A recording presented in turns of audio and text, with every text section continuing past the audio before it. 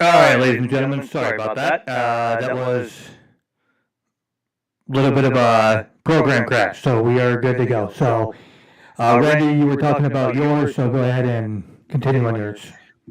Okay, I wanna keep going with the Greek Roman kind of idea of God, of gods, and of course many just look at the two and they're so similar, and they think the Romans just renamed the Greek gods and called them Roman gods. But what I find fascinating, and a lot of this information comes to the fact that I played God of War, is the similarities between Norse mythology, uh, the pantheon of Norse gods, and the similarity of them with the pantheon of the Greek and Roman gods, in that they all come down and walk amongst us and breed with us and make demigods. And Zeus and Odin have certain similarities. Freya and Athena have certain similarities. And that I find intriguing, because it's really hard to think that, down on the Mediterranean was up in Scandinavia, sharing their religious beliefs, and the Scandinavians grabbed onto it. It's so that kind of leads me to think is maybe that some of this is based in something that really happened, and it really happened in multiple locations around the world. And the Hindus have so many gods, but the idea of a head god seems to be consistent across numerous cultures. And it's no, it leaves one thinking. I mean, I know that humankind obviously has a need to believe in something, because they all believe in something, but there's a lot of similarities there. Okay. No, it's. I've always found it fascinating. Obviously, as you well know, I like the Phoenix, so I like to think Yeah, that that it once existed, because the Phoenix is it's pretty legendary. Let's be honest here. yeah, Yeah, no, and it's inspiring.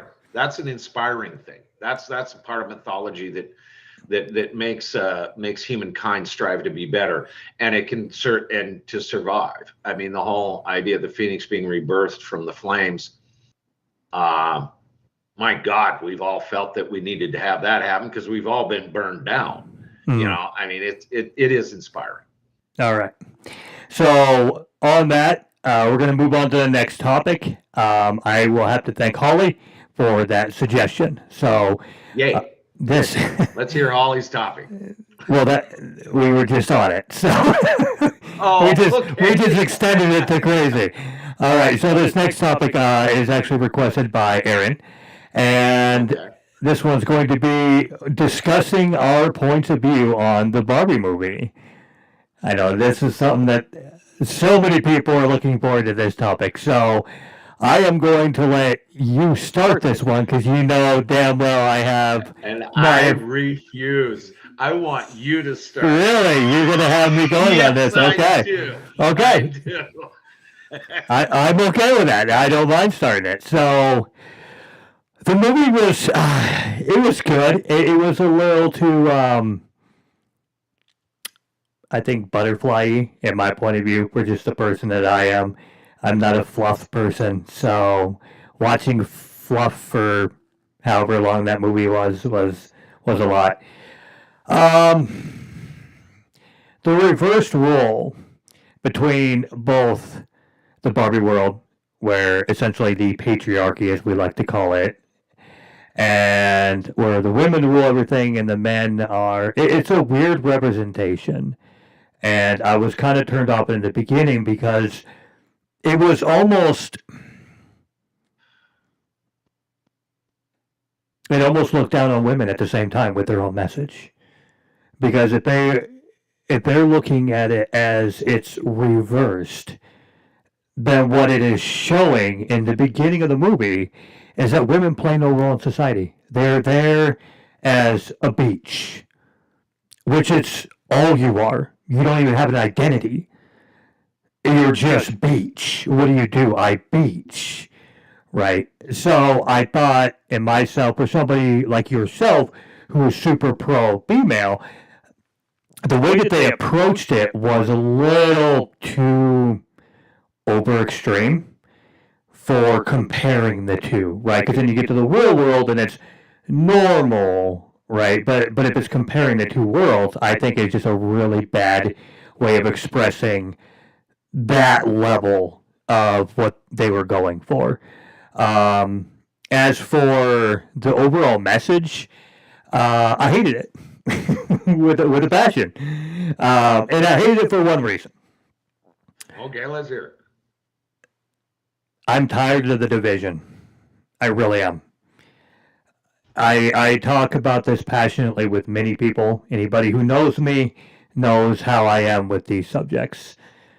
Both men and women play an insanely amazing role in society in general.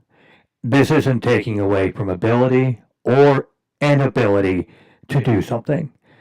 To kind of give you an idea, a woman can walk over to a wall and place a rock, place a stone.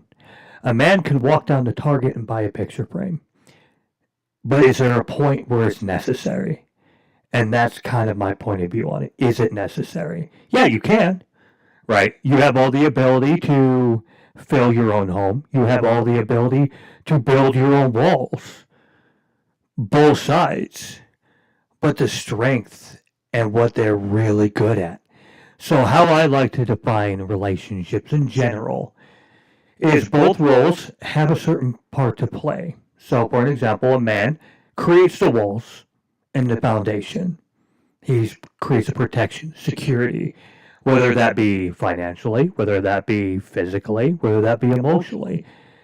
It's what we're built to do.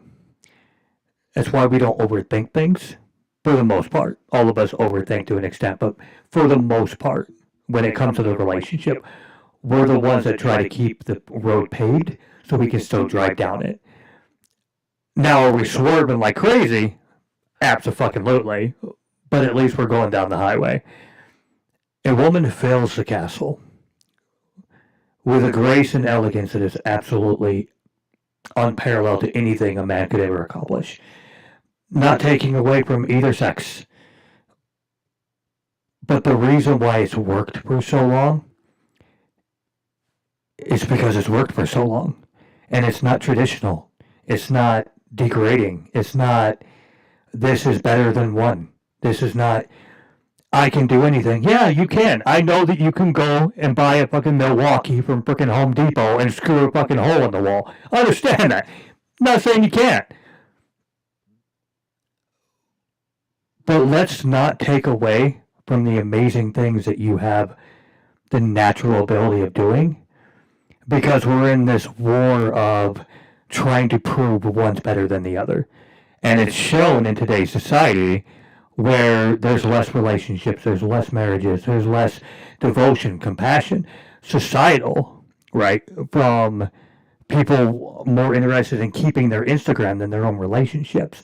Now, I know that's a little far and obscured, but the point being is it exists in today's world. There's such a separation, and I'm worried about what it looks like, right? The love between two people is one of the most phenomenal and amazing phenomena that exists on this earth. And to see it crumble, and I know that in today's technological world, we're dealing with a lot more depression, and we're trying to work our ways through all this shit. So I understand that there's going to be some bumps in the road and some variances on how we're relearning how to communicate when we've been doing the same thing for fucking years, right? And the change hasn't been enough. It's just been half-fast. Well, now we're instantaneous. But it seems like with that instantaneous, instead of it moving us forward and making us closer together, we're looking for reasons to be disconnected. And which is one reason why I think the VR thing is going to work so well. But not on the topic. I really do wish that people could look in the mirror. Because I tell people this all the time. Look in the mirror. Do you ever look in the mirror and just say hi? And it's such an easy thing to do. Do you ever look and just say hello to yourself? Because you're going to relearn your own inner core. because you can't run from yourself. You can try, but it's good luck. And remember who you are and what you're about, and the role that you want to play in the world. Right? If you want to be successful, please do. I'm not saying every woman should be a homemaker. No, successful women are just as important to make the world go. Right?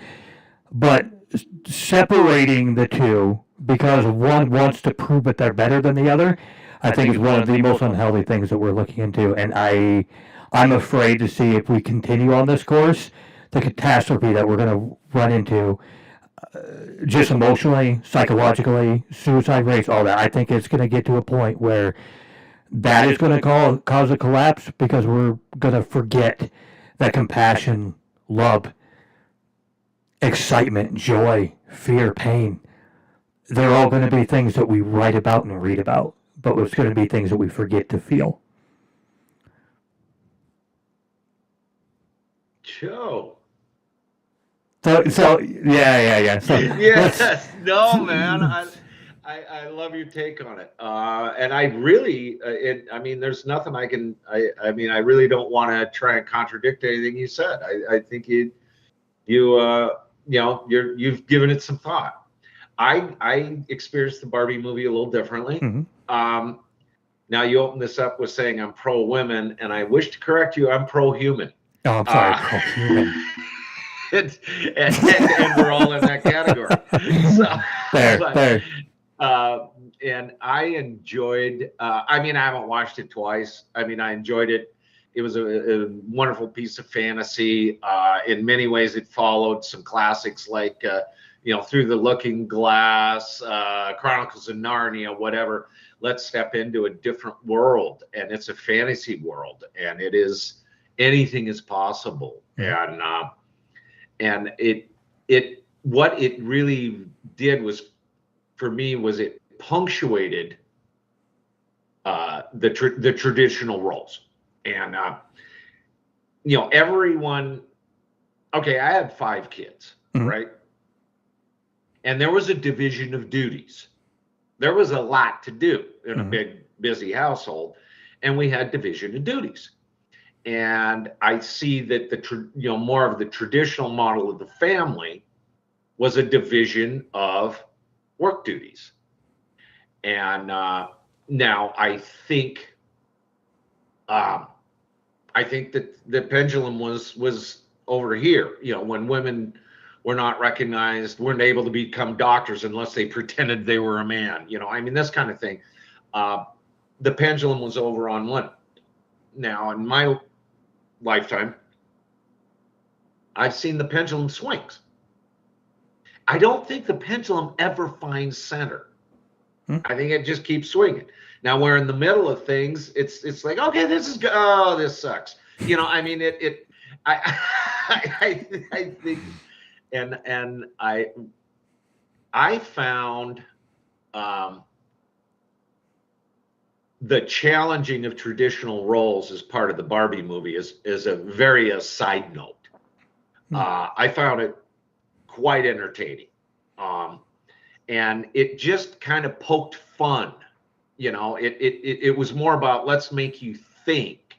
I didn't feel like it was saying, oh, you have to think this way, because I wouldn't have enjoyed it if it had. And even in the end, I mean, there was trying to find some kind of equilibrium.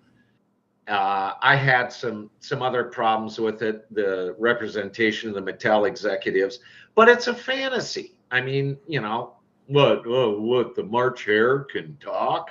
I mean, I had fun with it. I had it be fun. And I think one of the things that it was pointing at too is shaking the status quo. And most advancements in our society have required war or, pestilence or, some catastrophic event to get humanity to get to the next, to level up. And I think we're in the process of leveling up in the state of equality and humanity. And I think that when the pendulum was over here, and women were silenced, that was not good for humanity. And because men and women are different, we are not the same. And vive la différence, I mean, that's what makes it wonderful. And that's why there are battle of the sexes. I mean, in that we do have a different worldview in general.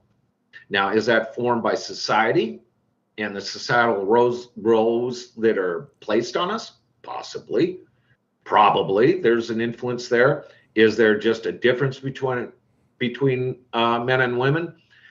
I genuinely believe so. Is one less valid than the other? Absolutely not. And so I'm 100% happy that we get to celebrate the successes and the intelligence and the accomplishments of women. And I don't think it necessarily takes away from men. Because a woman, wins the Nobel Prize, that doesn't take anything away from men. Because a woman is an astronaut, that doesn't take anything away from men.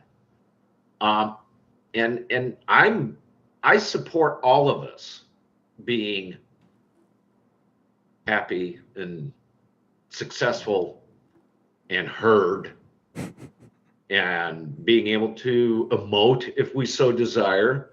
And I think things are heading a great way. And Barbie was a fun little fantasy piece, poked a few holes in traditional beliefs, and I didn't see it making a major social statement, but yeah, it was saying some things. But I found them more as a less challenging and more fun. Well, yeah, that's we watch it in obviously totally different ideas. No, but it did poke fun of the extremes on both, right? It did make fun of both sexes 100%, right? I will agree with that. It's just I'm kind of relating that perspective to just how I see the world going and how a lot of our world is going to self-interpret that, not necessarily going, oh, that was funny, as in going, viewing it as a sense of self-entitlement into a way, going, yeah, girl power, yeah, guy power. I mean, the guys being Chads, which don't get me wrong, that was fucking hilarious, because I'm like, if you can categorize like the most Chad thing ever, right, that was the Ken era right there. I was like, that's a little, no guys, no. There are certain guys that are going to be that way, but in the most part, we care about our families, we care about our success, we care about our homes, right? And those three things are pretty much all we care about. We don't go over there, oh, guys, we fucking guy time, drink beer, woman, make drink. That's those days have been long gone for a long time. So, and that's healthy. As you're saying that, I think, maybe perhaps part of that, these uber Chad dudes, I mean, we had uber feminine Barbie. Oh yeah. And we've had her a long time. Oh yeah. And she's got the big bust, and she's got the hair, and she's got the clothes and her feet. I loved how they emphasized the feet being in the high heel position. Right. And it's flat-footed.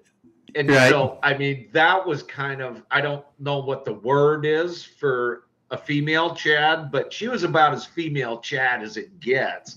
And so I kind of saw the joy in, okay, we had this extremely feminine Barbie, and now we've got this extremely dude, Ken. And it was, I was okay with that. It was and not that it was hilarious. So, I think we should start calling that Rachel. So we have Chads and we have Rachels. That just seems to fit. There we go. Yeah, I think we'll just start a thing where the Chad women are Rachels. Yeah. I love it. If we get enough viewers, we may be able to put one. Oh, wouldn't that be a fucking weird thing to start? You're being such a Rachel, you know. Oh man, babe, she was such a Rachel. Right. I tell you. Yeah. She was bitching about being flat-footed for like fucking hours, man. Yeah, other than that, that's pretty much the topics that we have. The show's been running for the time it's supposed to be. Sorry about the interruption earlier. I was going to say the applications, everything crashed, so I had to get all those running. So I will try to get a video out where both of them are just combined, so you don't have to watch 2 episodes. Other than that, Randy, is there anything that you would like to say before we get off? You know, I was kind of tired and grumpy when we started this, and I'm not anymore. So it was overall a good experience for me. I hope it was for you. Oh no, it always is. I was gonna say we'll eventually get on some topics where people will be like, "How are they friends?" I'm not really getting the. We'll get into a few of those obviously at some point, but other than that, we've always been able to get it evened out. That's true, though. That is we've true. We've never really had a screaming match. Wait a minute. No, we've been working for him. We might have. Yeah. Well, and it's my intentional pushing your buttons just to see if I can get you that close to a heart attack. You're just right there. Yeah, I know. You know. I know. You're a good friend. Yeah, yeah. So let's say. Anything you would like to say to everybody out there? Hey, thanks for watching. We appreciate it. Like, share, hit the notification button, whatever. We appreciate you. Thanks. Yeah, and like we were saying, make sure you like, subscribe, and hit the notification bell so you see when we go on live. It really helps us out, especially with liking the video. It gets us viewed more out there. Everybody knows how the algorithms work. The more likes you have, the more we are able to be out there.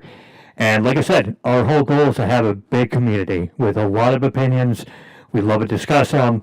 We may agree, we may not agree, but the whole point of being is everybody coming to an okay saying, I can have an opinion, you have your opinion, and we both can still get along. And that's really what our focus here is, bringing the community together.